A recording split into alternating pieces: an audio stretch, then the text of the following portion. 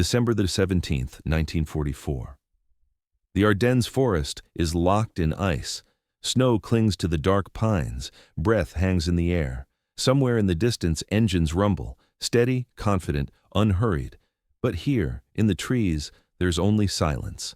A King Tiger tank sits motionless beside a narrow Belgian road, 68 tons of steel, armor unscarred, gun intact, the most powerful tank ever built, frozen in place. Inside the hull, the fuel gauge rests at 0. Obersturmbannführer Joachim Peiper already knows this before he looks. He's been watching the needles fall for hours, mile after mile, liter after liter. Now there is nothing left to burn. Through his commander's periscope, Peiper scans the valley below. On a distant road, American trucks stream past in an unbroken line, hundreds of them, engines running continuously, exhaust smoke drifting lazily into the winter air. Each truck burns more fuel in an hour than Peiper's entire column now possesses. And then there is the smell. Gasoline. It drifts faintly through the cold air, carried from just beyond the ridge. Close enough to taste, close enough to mock him. Somewhere beyond those trees lies the greatest prize of the Ardennes offensive, a massive American fuel depot near Spa and Stavelot. Millions of gallons of gasoline, enough fuel to move Peiper's entire force for months, close enough to see, close enough to smell, and completely out of reach. Around him, German vehicles sit abandoned along the roadside, Panthers, half-tracks, trucks. Some are still warm, others already crusted with frost, perfect machines reduced to static monuments by empty tanks. This was never supposed to happen. Kampfgruppe Peiper was meant to be the spearhead of Hitler's last gamble in the West, an armored fist that would punch through the American lines, seize the Meuse crossings, and drive all the way to Antwerp. Speed was everything. Shock was everything. Fuel was supposed to come later, captured from the enemy as the advance rolled forward. But now the advance has stopped. Not because of American fire, not because of broken machines, but because the gasoline is gone. Peiper watches American engineers in the distance. They are already at work, preparing to destroy what fuel they cannot evacuate. Black smoke curls upward as storage tanks are set ablaze. Thousands of gallons vanish into the sky in a matter of minutes. Fuel the Americans cannot take. They simply burn. To Peiper, the sight is unbearable. By his own calculation, what he can see burning would be enough to operate his entire battle group for half a year. Enough to turn these frozen hulks back into weapons. Enough to change everything. Instead, his tanks sit helpless, engines dead, while American vehicles drive past in endless columns, engines running not just for movement, but for warmth. This moment would haunt Peiper long after the war. He would later describe it with bitter clarity. The perfect machines rendered useless, the fuel depot just beyond reach. The realization settling in that something far larger than tactics or courage was deciding the battle. The Ardennes offensive was strangling, not slowly, but mathematically. Because this was never simply a battle of tanks and infantry. It was a contest between two worlds, one that counted fuel by the jerry can, and another that measured it by the tanker ship. As German armor froze in the forests of Belgium, the fate of the offensive was already sealed, not by gunfire in the Ardennes, but by numbers written months earlier in oil fields, refineries, and pipelines stretching across an ocean. The silence around Peiper's tank was not temporary. It was the sound of an army running dry. To understand why German tanks would soon sit frozen and abandoned across the Ardennes, you have to step back, far beyond the forests of Belgium, and look at Germany's fuel reality. Germany did not lack engineers. It did not lack skilled workers. What it lacked was oil.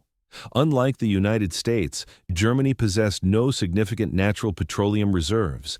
Every mile driven, every tank maneuver, every aircraft sortie depended on fuel that had to be created artificially, pulled from coal through a complex, fragile synthetic process. By 1941, even at peak efficiency, Germany produced roughly 5 to 6 million tons of fuel per year, including synthetic gasoline. It was an extraordinary technological achievement and a strategic disaster. Across the Atlantic, the scale was not comparable.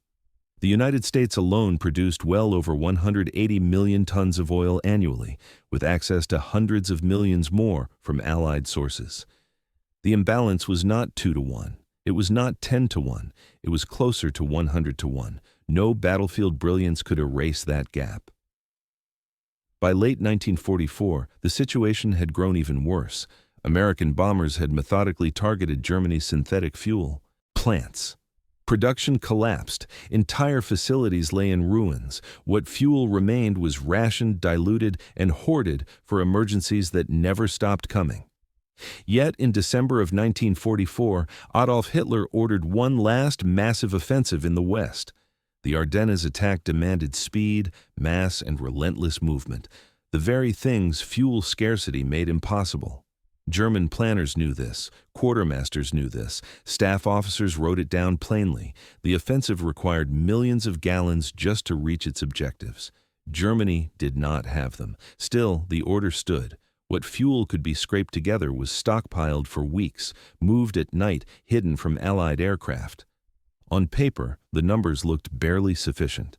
In reality, transportation bottlenecks meant much of it would never reach the units that needed it. Before the first German tank rolled forward on December 16th, the arithmetic was already merciless. The offensive was not short on courage. It was short on gasoline. And once the engine started, there would be no second chance. For the Ardennes offensive to succeed, German armored columns needed fuel not just to break through, but to keep moving day after day deep into enemy territory. Hitler promised it would be there. On paper, the numbers looked reassuring. Roughly 5 million gallons of fuel were allocated to support the offensive. It was more than earlier planners had expected to receive, and it was presented as proof that this time, the gamble might work. But paper figures meant nothing once reality intervened. Much of that fuel never reached the front. Allied air power forced transport to move at night. Rail lines were damaged or destroyed. Trucks broke down. Roads choked with retreating units and civilian traffic. Fuel earmarked for the offensive was siphoned off to deal with emergencies elsewhere. By the time the attack began on December 16th, only about 3 million gallons were actually available. And even that figure was misleading. Not all of it could be delivered. Not all of it could be distributed. And none of it was enough. German staff officers ran the calculations in their diaries and reports. Under ideal conditions, on roads without resistance, the fuel on hand could carry armored units perhaps a third of the way to Antwerp. In combat conditions, consumption doubled. Every detour, every traffic jam, every forced maneuver off paved roads burned fuel at a rate the planners had not dared to include in their official estimates. One quartermaster summarized the problem with brutal simplicity. The fuel provided was sufficient for movement, but not for war. The gap between promise and reality was no longer theoretical. It was measured in miles that could not be driven, bridges that could not be reached, and tanks that would soon grind to a halt far short of their objectives. From the very first day, the offensive was spending fuel faster than it could ever be replaced, and the commanders at the front knew it. By the time Kampfgruppe Peiper rolled forward into the Ardennes, German commanders were under no illusions about their fuel situation. They knew the tanks could not reach Antwerp on what they carried. They knew the numbers did not work. The solution, such as it was simple and desperate. They would take fuel from the enemy. German orders made the assumption explicit. Armored spearheads were instructed to capture American fuel dumps intact. Truck convoys were to be seized, jerry cans collected. Every gallon taken from the enemy would be poured directly into German tanks. The entire offensive depended on this happening quickly. Speed was no longer just a tactical advantage, it was survival. Peiper's column advanced with this understanding. His tanks moved aggressively, bypassing resistance where possible, pushing forward even when supply columns lagged behind. The faster they moved, the sooner they might reach American depots. The slower they went, the closer they came to running dry. This changed the nature of the operation. German units were no longer maneuvering freely.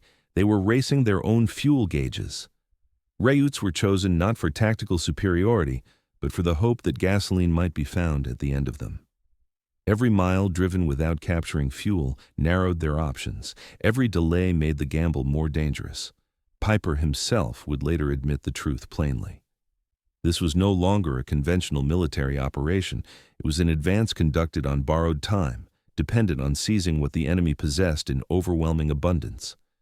German tanks rolled west not with confidence, but with calculation, counting distance, estimating consumption, watching needles fall.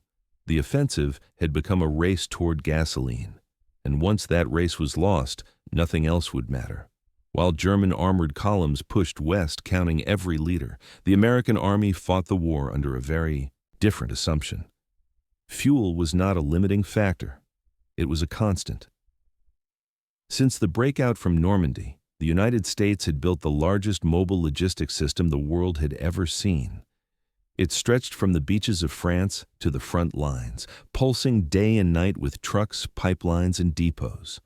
At the heart of it was the Red Ball Express. Thousands of trucks moved continuously along dedicated military highways. Drivers operated in blackout conditions, bumper to bumper, 24 hours a day. Entire road networks existed for one purpose alone: to move fuel forward. At its peak, the Red Ball Express delivered more than 12,000 tons of supplies every single day. Petroleum products made up the largest share. Gasoline flowed east in volumes that dwarfed anything the Germans could imagine. American truck companies burned staggering amounts of fuel just to keep this system running. Some units consumed hundreds of thousands of gallons daily, more fuel in transport than German armored divisions possessed for combat. And no one panicked. Fuel spills were routine. Engines were left idling in freezing weather. If a tank was questionable, it was drained and refilled rather than risk mechanical trouble. Waste was not negligence, it was insurance. One American officer later summarized the difference without irony. They didn't count fuel by the gallon, they counted it by the tanker ship. This abundance shaped American behavior at every level. Commanders planned operations assuming fuel would be there. Tank crews kept engines running for warmth. Convoys rerouted freely without fear of running dry. Behind the front lines, fuel depots multiplied. Vast storage areas appeared seemingly overnight. Forests of jerry cans, underground tanks, rows of fuel trucks waiting to be dispatched. The Germans never truly grasped the scale of it. They assumed that if they could capture a few depots, seize a few convoys, the balance might shift. What they did not understand was that American fuel did not come from isolated dumps. It came from an entire industrial system, refineries, pipelines, ports, and highways, designed to make scarcity irrelevant. While German officers calculated how far they could go before stopping, American planners asked a simpler question: where do you want to go? The answer rarely depended on gasoline. By the winter of 1944, American fuel superiority no longer depended on trucks alone. It flowed underground. Beneath the English Channel, engineers had accomplished something the Germans never anticipated: a working fuel pipeline laid across the sea floor. Operation Pluto, first mocked as impractical, was now pumping gasoline directly from Britain into liberated Europe. At first, the flow was uneven. Then it stabilized. By December, fuel was moving steadily, thousands of tons a day, without trucks, without ships exposed to attack, without weather slowing it down. This was only the beginning. Once the fuel reached the continent, American engineers extended pipelines forward at astonishing speed. Steel pipes snaked across fields, through forests, under rivers. By the time the Ardennes offensive began, thousands of miles of pipeline crisscrossed France and Belgium, feeding depots that could receive fuel almost indefinitely. Weather no longer mattered. Air attacks no longer mattered. Distance barely mattered. Fuel arrived whether anyone was watching or not. German forces, by contrast, lived from container to container. Jerry cans were hoarded, stacked, siphoned, guarded. Fuel moved by truck, rail, or horse, vulnerable at every step, limited at every stage. The contrast could not have been sharper. American fuel moved like blood through arteries. German fuel dripped, carefully measured, drop by drop. Every major American depot connected to this network could be refilled as fast as it was drained. Losses were replaced without drama. Destroyed stocks were written off and replenished automatically. The Germans never fully understood what they were facing. They believed fuel was something that could be captured. What they were fighting instead was a system, one that made capture irrelevant. As German tanks advanced into the Ardennes, clutching jerry cans, American fuel flowed invisibly beneath their feet, carried by pipelines that ensured the enemy would never run dry. Not here. Not anywhere. German armored doctrine prized power, armor, and firepower. By 1944, it had produced some of the most formidable fighting vehicles ever built. It had also produced monsters of consumption. The King Tiger that sat immobilized in the Ardennes carried an engine capable of delivering 700 horsepower. It was an engineering marvel and a glutton. On paved roads, it burned fuel at an alarming rate. Off-road, where combat forced it to operate, consumption nearly doubled. A full tank could disappear in hours. Panther tanks fared little better. Though lighter and more agile, they still devoured gasoline at a pace that shocked even veteran crews. In combat conditions, a battalion of Panthers could burn tens of thousands of gallons simply maneuvering into position. Every detour mattered. Every idle minute mattered. Every forced turn off a road mattered. Allied fighter bombers made matters worse. German columns were repeatedly driven off paved routes to avoid air attack, forcing tanks into snow-covered fields and forest tracks. Engines strained. Tracks slipped. Fuel gauges fell faster than anyone had planned for. Tank drivers watched the needles drop with growing dread. They did the math instinctively. Kilometers remaining. Leaders left, terrain ahead. Orders told them to keep moving. Reality told them something else. A King Tiger might travel 60 miles on a full tank under ideal conditions. In the Ardennes, under fire, in snow, that figure shrank dramatically. Vehicles that began the offensive full were already half empty by midday on the first day. There was no margin. Fuel trucks could not keep up. Supply routes clogged. Refueling points disappeared as quickly as they were planned. Tanks advanced faster than their own logistics, and faster than the fuel that sustained them. German armor was not being defeated in battle. It was being consumed by its own power. Each mile gained westward cost fuel that could never be replaced. Each successful breakthrough carried within it the seeds of immobilization. By the time Kampfgruppe Peiper reached its deepest penetration, the tanks were still formidable, the crews still disciplined, but the engines were already dying. The machines had done exactly what they were built to do. They had burned themselves dry. On December 17th, near the Belgian village of Bullingen, German soldiers stumbled upon something they had been desperately hoping for: fuel. Stacks of American jerry cans stood neatly arranged in a captured supply area. Fuel trucks sat nearby, some with keys still in the ignition. For a moment, disbelief gave way to elation. Here, at last, was salvation. German troops moved quickly. Tanks were refueled. Every container was filled. Spare cans were lashed to hulls and turrets. Men who had been watching their gauges fall toward zero suddenly allowed themselves to believe the offensive could continue. It felt like water in the desert. But the illusion did not last. The fuel captured at Bullingen amounted to roughly 50,000 gallons, a fortune by German standards and almost nothing by American ones. Spread across dozens of vehicles, it bought hours, not days. Miles, not freedom of movement. Even fully distributed, it could not change the basic arithmetic. The tanks that drank fuel fastest consumed the new supply first. The heaviest vehicles gained only a brief extension of life. Some units refueled once and never again. What had seemed like a turning point revealed a deeper truth. The Germans were not short on opportunity. They were short on scale. American fuel existed in oceans. German fuel arrived in puddles. As Kampfgruppe Peiper pushed on, the captured gasoline disappeared as quickly as it had been found. The brief surge of hope faded, replaced by the same quiet calculation. How far can we go before the needle reaches zero again? The miracle had been real. Its impact had not. The march westward resumed, but now everyone understood the truth. Even when the Germans captured fuel, it was never enough to save them. It only delayed the moment when the engines would fall silent once more.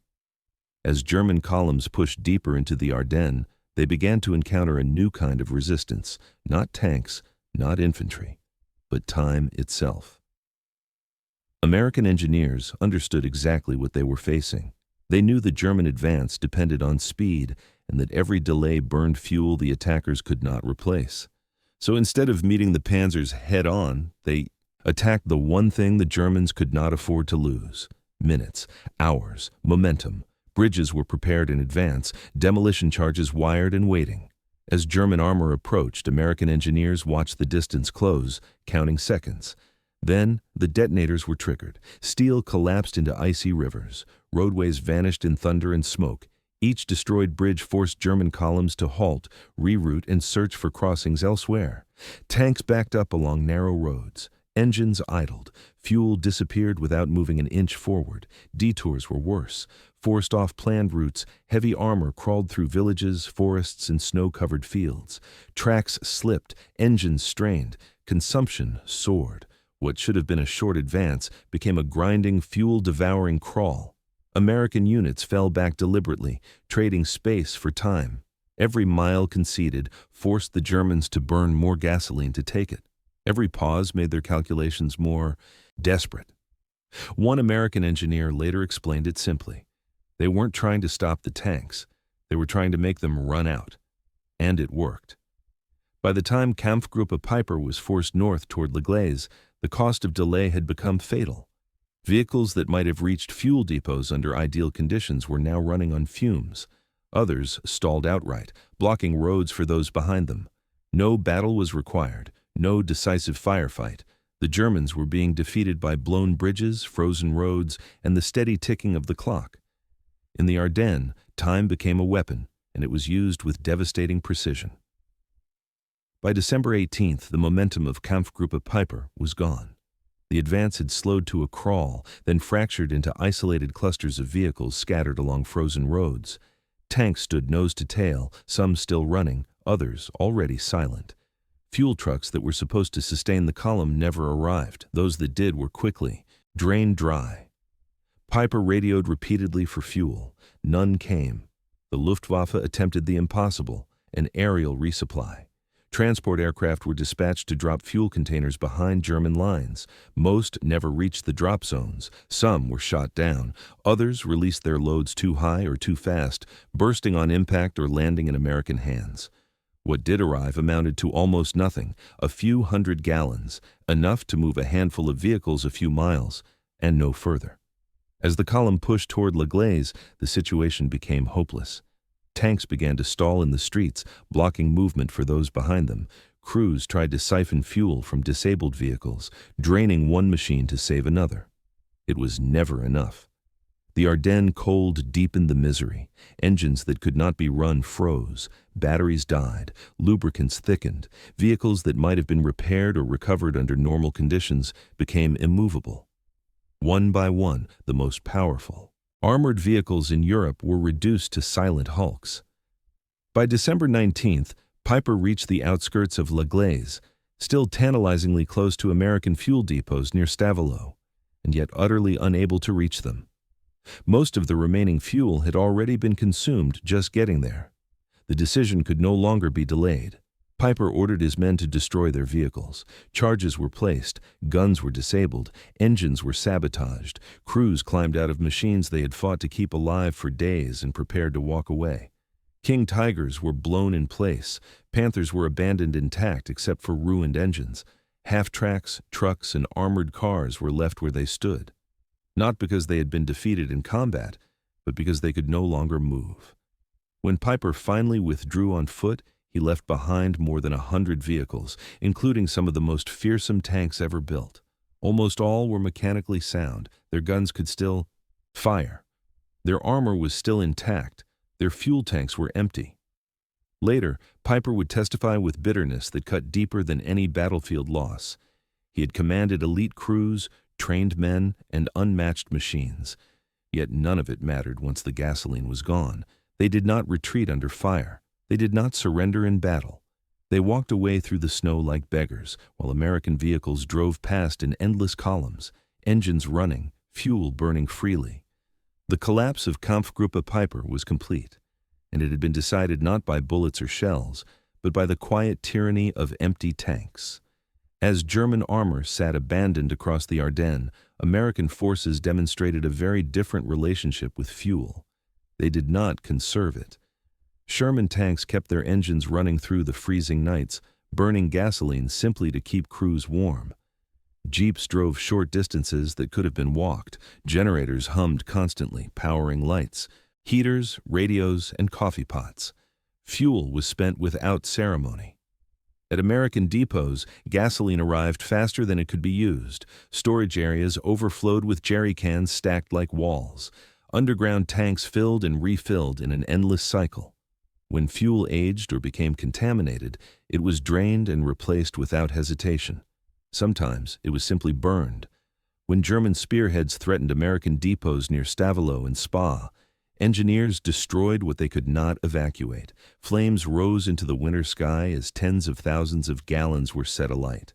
The loss was recorded, the paperwork filed, and replacement fuel was already on the way. To American planners, it was an inconvenience. To German observers, it was incomprehensible. Captured soldiers watched in disbelief as fuel they would have killed for was dumped into ditches or set ablaze. Some begged to collect what was being discarded. Others stared in silence, the meaning sinking in slowly. This was not waste born of carelessness. It was abundance made visible. Fuel was no longer a resource to be guarded. It was a weapon used casually, confidently, and in quantities so overwhelming that its loss barely registered. The psychological impact was devastating. German soldiers who had fought for every liter now watched their enemy burn gasoline simply because it was easier than moving it. Every idle engine, every discarded can, every fire lit to deny fuel to the enemy reinforced the same brutal truth. They were not fighting an army that feared scarcity.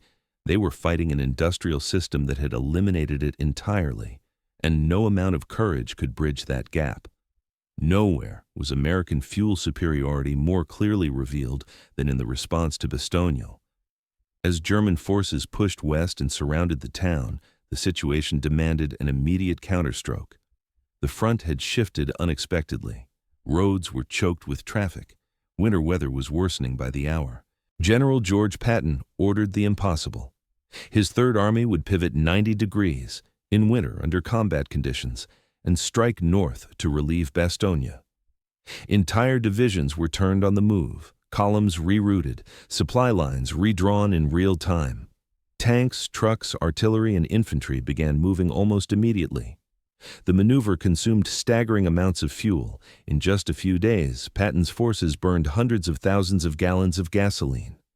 More fuel was spent reaching Bastogne than the Germans had allocated for large portions of their offensive. No emergency meetings were held, no operations were canceled, no commanders hesitated. When Patton asked his logistics officers if the fuel was available, the answer was immediate. Millions of gallons sat in reserve. More was arriving every day. Pipelines flowed, trucks rolled, depots filled. Stop counting, Patton was told. Start driving. And they did. While German units near Bastogne rationed fuel and abandoned vehicles they could no longer move, American columns surged forward without pause. Tanks arrived with engines running. Trucks rolled in bumper to bumper. Artillery repositioned freely. Even inside the encircled town, American forces never ran out of fuel. Aircraft dropped supplies, including gasoline, in specially designed containers. German prisoners watched as fuel descended from the sky, an act that seemed to defy all logic. "You fly gasoline?" one reportedly asked. "You have so much you fly it?" The contrast could not have been clearer. One army planned operations around fuel limits. The other treated fuel as a constant. Bastogne was not saved by speed alone or by courage alone. It was saved because the American army could move an entire front and burn extraordinary quantities of gasoline doing it without ever fearing that the tanks would stop. That freedom of movement sealed the fate of the German offensive, and it pointed toward a future where victory would belong not to the boldest maneuver, but to the side that could fuel it endlessly. By the end of December 1944, the Ardennes fell silent in a way few battlefields ever do, not with the aftermath of a decisive clash, but with the quiet presence of machines that would never move again. Across the forests and villages of Belgium, German vehicles sat abandoned where they had stopped, along roadsides, in fields, at crossroads. King Tigers, Panthers, assault guns, trucks, many still held full ammunition loads. Guns were operational, armor remained intact. What they lacked was gasoline. Crews had destroyed what they could and walked away from the rest. Some vehicles were pushed into ditches, others were carefully sabotaged, engines ruined by hand. Each one was a testament to the same reality. The offensive had not been defeated by superior firepower, but by absence, an empty fuel tank. American recovery units would later catalog the wreckage. Their reports told a consistent story. The majority of abandoned German armor showed no catastrophic battle damage. Engines had stopped, that was all. Nearby, American vehicles continued to move freely. Convoys rolled through the same forests, engines humming, fuel burning without restraint. Where German crews once counted liters, American soldiers measured reserves by depots and by days. At Supreme Headquarters, fuel consumption during the battle was recorded and filed away. Millions of gallons burned, reserves maintained, deliveries uninterrupted. The numbers barely registered as a concern. The war had exposed something fundamental. Modern combat was no longer decided solely by tactics, courage, or even technology. It was decided by whether a nation could feed its machines continuously, under fire, in winter, across continents. Germany had built extraordinary weapons. America had built a system. In the Ardennes, that system proved unstoppable. The greatest armored offensive on the Western Front did not end with a final charge or a dramatic surrender. It ended with engines running dry, crews walking away, and silence settling over perfect machines rendered useless. The lesson was brutal, and it was final. In modern war, victory belongs to the side that can deliver fuel, endlessly, reliably, without fear of running out. And in December 1944, as German tanks froze in the snow and American columns rolled past with engines still running, the outcome was never truly in doubt. If you found this story worth remembering, consider sharing your thoughts below. Some battles are won with fire, others are won with gasoline.